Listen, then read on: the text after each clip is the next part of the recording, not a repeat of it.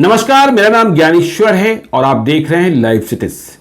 Live cities की विशेष प्रस्तुति बिहार की कहानी में आज कुछ बातें आपको हम बताना चाहते हैं बिहार के प्रथम मुख्यमंत्री डॉक्टर श्री कृष्ण सिंह के बारे में, श्री बाबू के बारे में।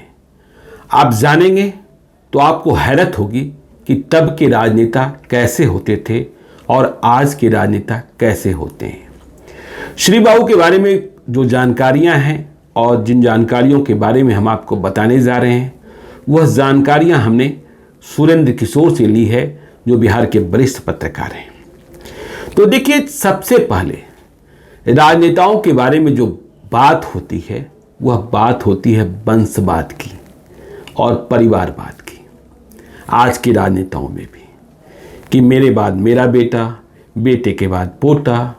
तो श्री बाबू जो बिहार के प्रथम मुख्यमंत्री थे, जाति से भूमिहार थे। शेखपुरा जिले में जन्म हुआ था, तब तो मुंगेर जिला ही था। तो जब बिहार के मुख्यमंत्री थे, पहले मुख्यमंत्री, तो 1957 में चंपारण के कुछ लोग, कांग्रेसी नेता श्री बाबू से मिलने को आए। और जो मिलने को आए थे, उन्होंने श्री बाबू से कहा, श्री बाबू कितने प्रभावशाली होंगे आप समझ सकते हैं, बिहार के पहले मुख्यमंत्री बने थे, कि आप अपने बेटे शिवशंकर सिंह को विधानसभा चुनाव लड़ने की अनुमति दीजिए। यह अनुरोध चंपारण से आए कांग्रेसियों ने किया।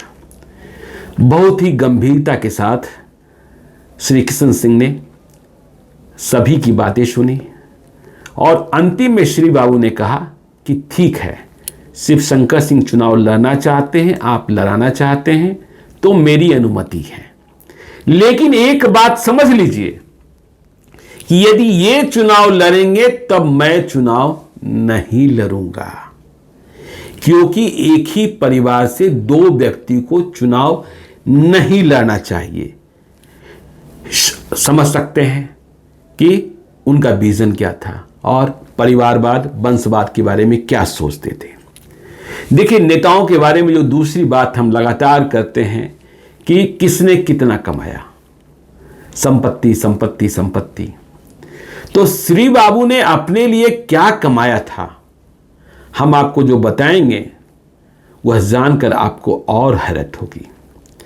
देखिए, जब उनकी मृत्यु हुई तब भी वे बिहार के मुख्यमंत्री थे और मृत्यु के 12 दिनों के बाद, मतलब श्राद्ध क्रम के संपन्न होने के बाद, बिहार के राज्यपाल की उपस्थिति में डॉक्टर श्री कृष्ण सिंह की तिजोरी खोली गई।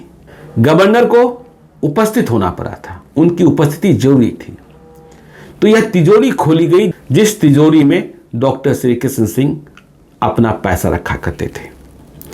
तो उस तिजोरी में कुल 24,500 रुपए मिले और ये जो 24,500 रुपए थे वो 4 लिफाफों में रखे गए थे।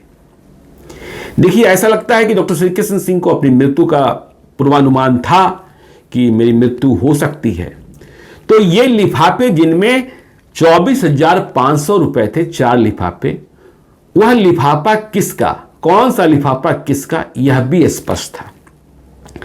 तो जिस लिफाफे में सबसे अधिक 20,000 रुपया था, वह लिफाफा कांग्रेस पार्टी के लिए रखा था उन्होंने। आप समझ सकते हैं कि पार्टी उनके लिए क्या महत्व रखती थी। 24,500 रुपए में से 20,000 रुपए बिहार प्रदेश कांग्रेस पार्टी के लिए। दूसरे लिफाफे में 3,000 रुपया उन्होंने मुनीम साहब की बेटी की शादी के लिए रखे हुए थे कि जब मुनीमी साहब की बेटी की शादी होगी तो 3,000 रुपए देंगे। और आपको जानकर, मैंने कहा था ना कि हैरत होगी, कि अपनी छोटी बेटी की शादी के लिए श्री बाबू ने, बिहार के प्रथम मुख्यमंत्री ने, मात्र 1,000 रुपए रखे थे। तो 1,000 रुपया उन्होंने बेटी की शादी के लिए रखा था। और जो चौथा लिफाफा था जिसमें 500 रुपए थे, वह उनके सबसे विश्वस्त नौकर के लिए था। श्री बाबू ने अपने लिए कोई निजी संपत्ति नहीं खड़ी की थी और जैसा लिफाफा था वैसा ही इसका वितरण भी किया गया था। देखिए, बिहार की बात होती है, जातिवाद की बात होती है। श्री बाबू तो भूमिहार थे, भूमिहार के बारे में और भी बात होती है। तो देखिए, जाति के आरोप लगे उनके करीबी लोगों पर, लेकिन स्वयं डॉक्टर श्री कृष्ण सिंह कैसे थे यह भी आप जानिए कि जब श्री बाबू चीफ मिनिस्टर थे तो उनके चीफ सेक्रेटरी हुआ करते थे एलपी सिंह, और वे जाति के राजपूत थे, भूमिहार नहीं। ऐसा नहीं कि हम अपनी ही जाति के लोगों को रखेंगे। श्री बाबू के जितने बॉडीगार्ड थे वे सभी के सभी राजपूत ही थे, मतलब वहां भी कोई अपना और पराया नहीं। उनके जो प्राइवेट सेक्रेटरी थे रामचंद्र सिन्हा, वे जाति से कायस्थ थे, मतलब लाला। और एक बात और जान लीजिए कि सीएम सेक्रेटेरिएट में कोई भी भूमिहार उनकी अपनी जाति का न तो अफसर था और न ही सहायक था। ऐसे थे श्री बाबू।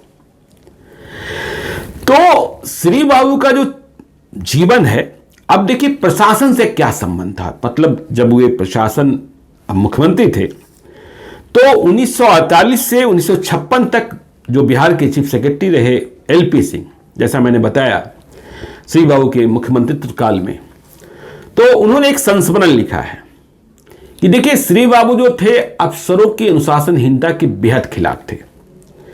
तो एक मसला आया एक एसडीओ साहब का। एसडीओ साहब अपना तबादला सरकार से रुकवाना चाहते थे, और इस अनुरोध की वजह यह थी कि उन्होंने अपनी बेटी की शादी तय की थी, और शादी वहीं होनी थी जहां वे अभी पदस्थापित थे, इसलिए सारी तैयारी उन्होंने वहीं कर रखी थी। तो एसडीओ साहब ने उचित माध्यम से सरकार को संपर्क किया, मुख्यमंत्री से अनुरोध किया, लेकिन एलपी सिंह कहते हैं, जो तत्कालीन चीफ सेक्रेटरी थे, कि श्री बाबू का एक कोड ऑफ कंडक्ट था कि किसी सरकारी पदाधिकारी के स्थानांतरण पदस्थापन की पैरवी कोई एमपी एमएलए नहीं करेगा। तो ये एसडीओ साहब जो थे, इन्होंने अनुरोध तो बिल्कुल सही तरीके से किया था, लेकिन इसे करने के लिए एक प्रभावशाली एमएलए पैरवी कर दिए, तो बात और ऊपर चली गई।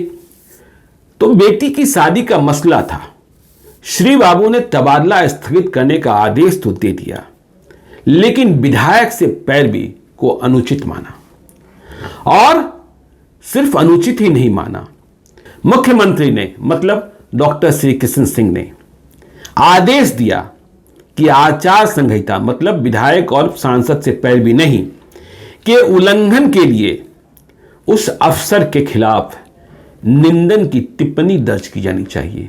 तो ये निंदन की टिप्पणी सर्विस बुक में दर्ज की गई।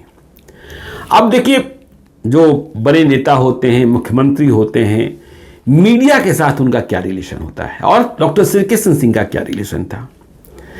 तो तब एक उत्तर बिहार नाम की एक पत्रिका थी, उसके प्रबंध संपादक थे, फ्रीडम फाइटर भी थे, नंद किशोर सिंह।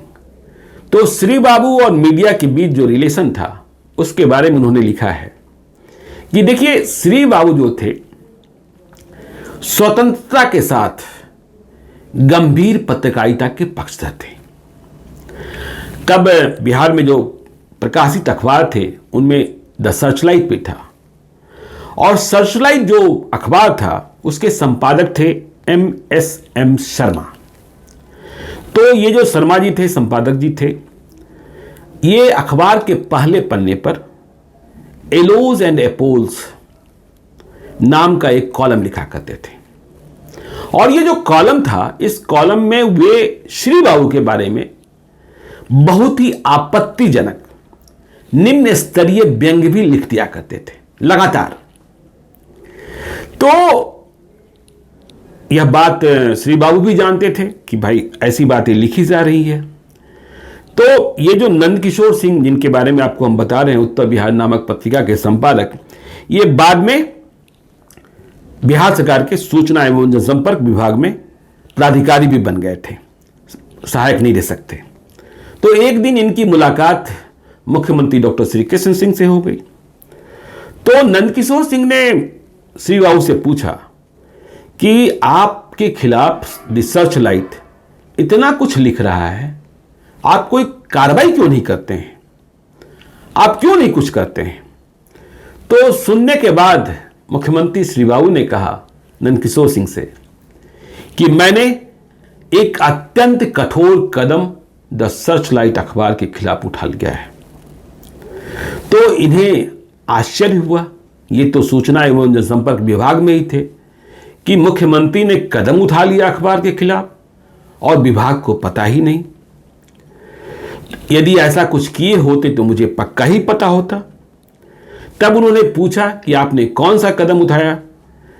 तो श्री बाबू ने कहा कि मैंने सर्चलाइट अखबार पढ़ना ही छोड़ दिया है। इसके बाद ये नंदकिशोर सिंह अपनी ही बातों पर लज्जित हो गए।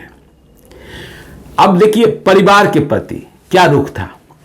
तो श्री बाबू के जीते जी उनके परिवार के एक अत्यंत करीबी व्यक्ति ने पटना में अपना मकान बनवाया।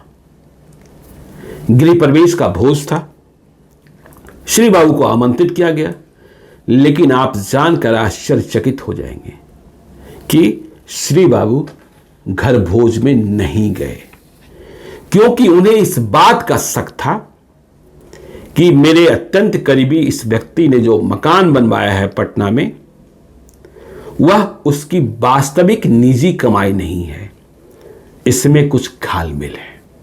तो ऐसे थे हमारे बिहार के प्रथम मुख्यमंत्री श्री बाबू।